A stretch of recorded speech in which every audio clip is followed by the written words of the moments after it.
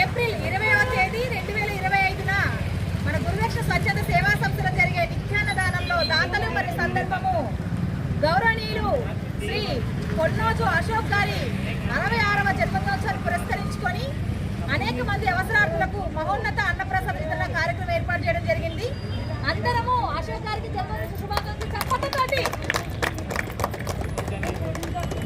శుభాకాంక్షలు సార్. మీరు ఇలాంటి పుట్టినరోజులు మరెన్నో జరుపుకోవాలని భగవంతుని మనస్ఫూర్తిగా కోరుకుంటూ